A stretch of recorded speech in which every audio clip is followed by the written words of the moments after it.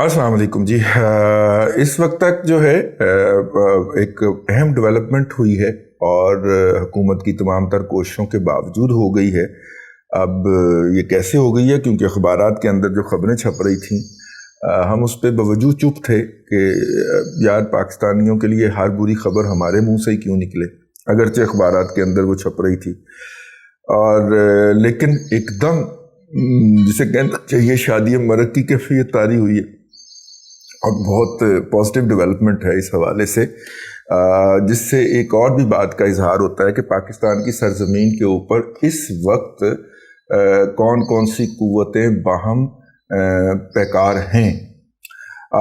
वो डेवलपमेंट है जी, पाकिस्तान ने रशिया के साथ एक एग्रीमेंट साइन कर लिया है और उस एग्रीमेंट के तहत रशिया जो है वो देगा हमें बना के एक पाइपलाइन 56 इंच कतर की, और वो पोर्ट कासम से शुरू होगी जहाँ पे कि LNG टर्मिनल है, और ऑल द वे जो है वो लाहौर कराची रोड के दाएं तरफ से गुजरती हुई वो कसूर तक पहुँचेगी और कसूर पे टर्मिनेट होगी।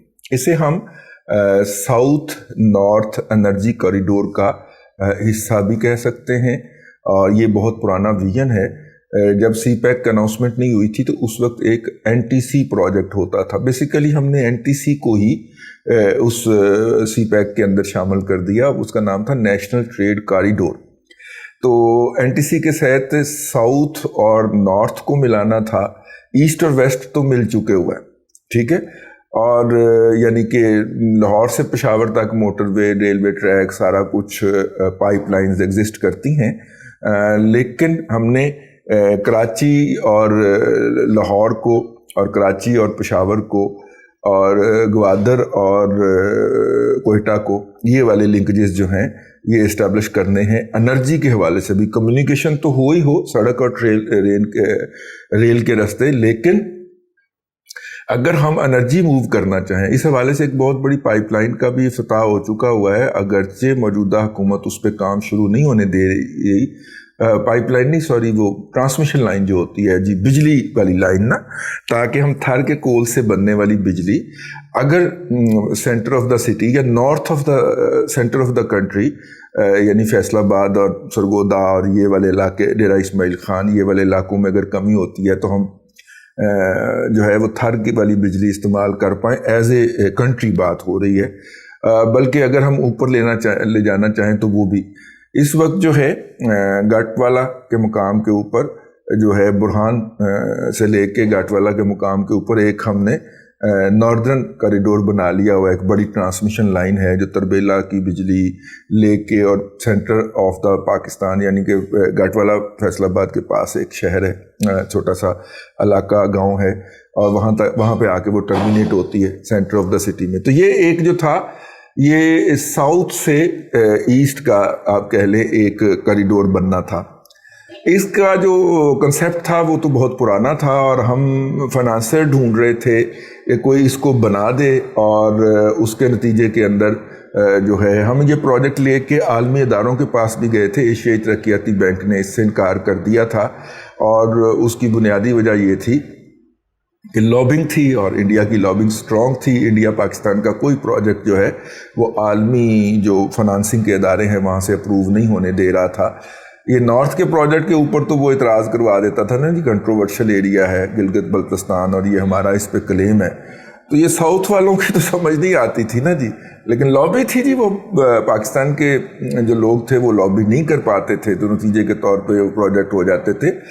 उस वक्त जो है तकरीबन 2008-9 के इर्द गिर्द पाकिस्तान पीपल्स पार्टी की हुकूमत थी, और पाकिस्तान पीपल्स पार्टी ने जो था वो इसके हवाले से जब ग्लोबल लॉबिंग की, जरदारी साहब ने इसको किया, तो उस वक्त रशिया ने कहा कि हम आपको पाइपलाइन बना देते हैं ताकि आपकी जो LNG आए,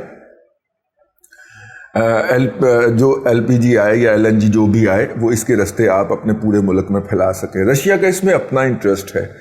रशिया का इंटरेस्ट ये है कि रशिया इस वक्त यूरोप को गैस सप्लाई करता है पाइपलाइन के ज़रिए, اور اب رشیا کا انٹرسٹ یہ ہے کہ یورپ کو، اور مطلب یورپ محتاج ہے گیس کے حوالے سے، ایندھن کے حوالے سے، اور اب یورپ میں جتنی سردی پڑتی ہے اور جس طرح وہاں پہ برف جم جاتی ہے، اس برف کے اندر گیس جو ہے وہ تو لائف لائن ہو گئی نا جی. تو وہ رشیا کا خیال ہے کہ وہ اس طرح ایک اسٹریٹجک کنٹرول رکھتا ہے یورپ کے اوپر، یا اپنا اپر ہینڈ رکھتا ہے، وہ اس کی بنیاد کے اوپر بہت سارے سفارتی مفادات حاصل کرتا ہے یورپ سے. تو اگر یہ وہاں پہ کوئی دوسرا دکاندار پیدا ہو گیا تو اس کے نتیجے کے اندر یہ تو کام خراب ہو جائے گا. تو رشینز بھی یہ چاہتے تھے کہ ترکمانستان کی گیس بھی جو ہے وہ بجائے اس کے کہ یورپ کی طرف موو کرے، وہ پائپ لائن بچ جائے ادھر کو اور ایک دوسرا سپلائر سامنے آ جائے یورپ میں، وہ ترکمانستان کی گیس پائپ لائن جو ہے وہ انڈیا کو توڑ دینا. تو ٹیپی پھر وجود میں آیا، Turkmenistan, Afghanistan, Pakistan and India. اچھا، حیرت کی بات یہ ہے کہ رشین بھی یہی چاہتے تھے اور امریکنز بھی یہی چاہتے تھے. تو امریکن نے پھر لابنگ شابنگ کر کے پریشر ویشر ڈال کے، انڈیا اس میں شامل نہیں ہونا چاہ رہا تھا کیونکہ انڈیا کا خیال ہے کہ اس کی ایندھن کی سپلائی پاکستان سے گزرے گی تو پاکستان کو اس کے اوپر ایک ایڈوانٹیج ہو جائے گا. تو وہ کیوں ایڈوانٹیج دے پاکستان کو؟ رشیا نے اس کے حوالے سے، انڈیا کی اکانومی نے اس حوالے سے بڑا سفر بھی کیا ہے، جب خاص طور پہ جب وہ I P I gas pipeline Iran Pakistan India gas pipeline سے بیک آؤٹ کیا تھا، ہائی ٹیرف فکس کروا کے، اور تو پاکستان کو اس اکنامک میس میں پھنسا کے اچھی طرح وہ بیک آؤٹ کر گیا. اور وہ منصوبہ بھی پینڈنگ ہے. ہم نے اس پہ بہت پہلے ایک ولاگ کر رکھا ہے، اگر آپ کو انٹرسٹ ہو تو اس کو سن لیجئے گا، ڈھونڈ کے سننا پڑے گا. ہماری ٹیم نہیں مانتی جی، اب کیا کریں، نہ ان کو وہ پروجیکٹ ملے گا کہ وہ اس کا لنک نیچے لگائیں. تو ٹھیک ہے، تو اپنی ٹیم کو بس جب وہ زبانی کہنے کے باوجود نہیں مانتے تو پھر ولاگ میں کہنا پڑتا ہے نا کہ کتنے نالائق لوگوں کے ساتھ کام کرنا پڑا. تو خیر وہ ادھر ہو گیا جی. اب مسئلہ یہ ہے کہ ٹیپی جو تھا وہ بھی لانچ کروایا، آئی پی آئی بھی لانچ. آئی پی آئی اور ٹیپی دونوں کے اندر رشین لابی جو تھی وہ بہت ایکٹیو تھی، کیونکہ نہ وہ چاہتے تھے ایران کی گیس یورپ کی طرف جائے وایا ترکی گزر کے، نہ وہ چاہتے ہیں ترکمانستان کی گیس ادھر جائے، یہ گیس ادھر آ جائے. اور سب کانٹیننٹ میں اس وقت ایندھن کی بہت زیادہ شارٹیج ہے. انڈیا تاحال ٹیپی کے اندر شامل ہے. جب پاکستان کے اندر اس کی تعمیر ہو جائے گی تو وہ بیک آؤٹ کر جائے گا. یہ اس کا پرانا وتیرہ ہے، آئی پی آئی سے ہم دیکھ چکے ہوئے. تو ہم نے کہا جی ٹیپی جو ہے وہ تو بہت دور پڑ رہی ہے اور ابھی اس کے اندر پتہ نہیں تعمیر ہونی ہے. تو رشین نے کہا کہ یہ ہم آپ کو گفٹ کر دیتے. اس پہ سائن کرنے کے لیے جناب زرداری صاحب جو تھے، اس کی مزید ڈیٹیل طے کرنے کے لیے، جس دن انہوں نے روس کے دورے پہ جانا تھا تو اس سے 24 گھنٹے پہلے، بلکہ 12 گھنٹے پہلے صبح انہوں نے فلائی کرنا تھا. تو اس دن اس سے پہلے جو تھا وہ پاکستان کے اس وقت کے وزیر اعظم گیلانی صاحب جو تھے، جی ہاں، یوسف رضا گیلانی صاحب، ان کو نااہل کر دیا گیا. اب ایک کرائسس پیدا ہو گیا، پولیٹیکل کرائسس پیدا ہو گیا. زرداری صاحب نے نیا وزیر اعظم نامزد کرنا تھا تو انہوں نے معذرت کر لی. اور اب آپ کو تو پتہ چل گیا ہوگا نا کہ انسٹیٹیوشنل ٹیک اوور کے تحت عدلیہ کیسے چلائی جاتی ہے، یہ چلتی ہے. تو یہ فیصلہ کہاں سے اور کیوں آیا ہوگا یہ بھی آپ کو سمجھ جانا چاہیے. میں اب ساری باتیں کروں، میں جتنی کو کر سکتا ہوں اتنی تو کر چکا ہوں نا بھائی، ٹھیک ہے. تو اب آپ سمجھیں نا کچھ. تو زرداری صاحب نہیں گئے اس کو سائن کرنے کے لیے، جس پہ پیوٹن صاحب، وہ بھی اس وقت بھی وہی صدر تھے، وہ ناراض بھی ہوئے اور ناراضگی مٹانے کے لیے پھر ہمیں بہت ساری منتیں تلنے کرنی پڑی. اب جب سے موجودہ حکومت آئی تھی، اس نے اس پروجیکٹ کو اٹھا کے شیلو کر دیا. کچھ 1-1.5 سال کے بعد انہوں نے پروجیکٹ نکالی، فائل نکالی، اور جو تھے وہ تابش گوہر صاحب جب سے آئے تو اس کے اوپر بڑی خبریں آنا شروع ہو گئی. ظاہر تابش گوہر صاحب جو ہیں یہ کے الیکٹرک کو تباہ و برباد کرنے کا وسیع تجربہ رکھتے ہیں، اور وہاں سے جس طرح انہوں نے وہ پیسے سائفن آؤٹ ہوئے تھے اس سے اربوں روپے، اس کا بھی ان کا وسیع تجربہ ہے. تو انہوں نے آتے ہی ارت برت شرط مارنی شروع کر دی، ادھر ادھر کی مارنی شروع کر دی. انہوں نے سب سے پہلے کہا کہ جی یہ پروجیکٹ جو ہے جو رشیا ہمیں آفر کر رہا ہے یہ ہمارے لیے وائبل ہی نہیں. اچھا جی، پھر کیا کریں گے, یہ پروجیکٹ ہم خود بنائیں گے. یعنی پاکستان جو ہے وہ $6 ارب کے لیے جو IMF کے سامنے ناک رگڑ رہا ہے, وہ یہ $2.5-3 ارب کا پروجیکٹ خود بنائے گا.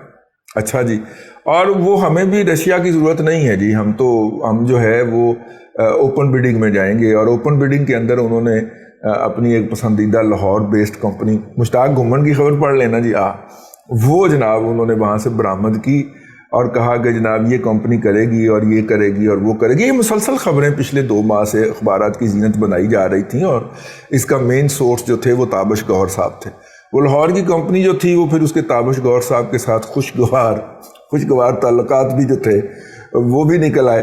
تو اس کے بعد انہوں نے وہ کمپنی کھڑی کی اور کہا کہ جناب یہ جو پروجیکٹ ہے یہ BOT کی بنیاد کے اوپر ہوگا, اور نہیں BOO بلڈ آپریٹ اون, ٹھیک ہے, ایک تو ہوتا ہے نا بلڈ آپریٹ ٹرانسفر, تو یہ BOO کی بنیاد کے اوپر ہوگا. یہ بونگیاں مار ہی رہے تھے, تو ایک دم ون فائن مارننگ آیا کہ جو اوریجنل پروجیکٹ تھا زرداری صاحب کے دور والا. اچھا, بائی دا وے نواز شریف صاحب جو تھے وہ بھی اس پروجیکٹ کو آگے بڑھانا چاہ رہے تھے, لیکن جیسے ہی روس کے صدر پاکستان کے دورے کا اعلان کرتے تھے یا کوئی ڈیٹ ویٹ فکس ہونے کی بات ہوتی تھی, تو پاکستان کے اندر سیاسی غیر یقینی کی صورتحال پیدا کر دی جاتی تھی, اور کبھی عدالتیں ہمراور ہو جاتی تھیں, کبھی دھرنا ہو جاتا تھا, کبھی کچھ ہو جاتا تھا. تو اس سے ظاہر تھا کہ جو دھرنے کرانے والے تھے یا جو دھرنا پروجیکٹ کو لے کے چل رہے تھے, بیسیکلی وہ نہیں چاہ رہے تھے کہ یہ پروجیکٹ جو ہے وہ ہو. ظاہر ہے جب وہ پائپ لائن بچھے گی تو پاکستان کے یہ پائپ لائن کوئی آخری پروجیکٹ تو نہیں ہوگا. پاکستان کے رشیا کے ساتھ تعلقات جب معاشی بڑھیں گے, اور MI6 ہیلی کاپٹر تو ہم ان سے مختلف ورژن پہلے ہی خرید رہے ہیں, کچھ خرید چکے ہیں, کچھ آرڈر پلیس کیے ہوئے ہیں ہم نے. دفاعی تعلقات بھی ایگزسٹ کرتے ہیں. JF تھنڈر کے اندر جو انجن استعمال ہوتا ہے وہ رشیا کا انجن استعمال ہوتا ہے. رشیا نے یہی باتیں سوچ کے کہ جناب پاکستان کے ساتھ ہمارے تعلقات بہتر ہوں گے, وہ انجن استعمال کرنے کی اجازت دی ہے نا. اگرچہ چائنا کی منت اللہ بھی اس میں شامل ہے, لیکن رشیا نے اسی لیے شامل دی ہے. تو دفاعی تعلقات تو ہمارے قائم ہو چکے تھے. یہ اسلام آباد میں ایک فیکٹری بھی لگ رہی ہے, رشین جو ہیلی کاپٹرز ہیں ان کو ری ویمپ اور ریکنسٹرکشن کرنے کے حوالے سے. تو دفاعی تعلقات تو بڑے اسٹرانگلی آگے بڑھ رہے تھے. تو معاشی تعلقات بڑھانے کے لیے پہلے جب زرداری صاحب کے دور میں رشیا نے آفر کی تھی تو وہ انہوں نے کہا تھا یہ گفٹ ہوگا, وہی گفٹ جو کہ صدر جی جن پنگ نے ملتان سکھر موٹر وے کہا تھا کہ یہ ہمارے لیے ہماری طرف سے پاکستانی حکومت کے لیے گفٹ ہوگا, اور جس کے اوپر مراد سعید جو ہے انہوں نے آ کے الزام لگایا تھا کہ احسن اقبال 52 ارب روپے جو ہے اس میں سے کرپشن کر کے کھا گیا ہے. تو پھر احسن اقبال کے بولنے سے پہلے چینی بول پڑے تھے, اور پھر انہوں نے بڑی بےزتی فرمائی تھی, اور اس کے بعد پھر یہ جو چیخا ہے, اس چیخے کو پھر جو ہے وہ چھپنے کی جگہ نہیں مل رہی تھی. لیکن آپ کو پتہ ہے کہ چیخے کی پھر خاص پوزیشن ہے نا جی, پھر اس کو تو کچھ نہیں کہا جا سکتا.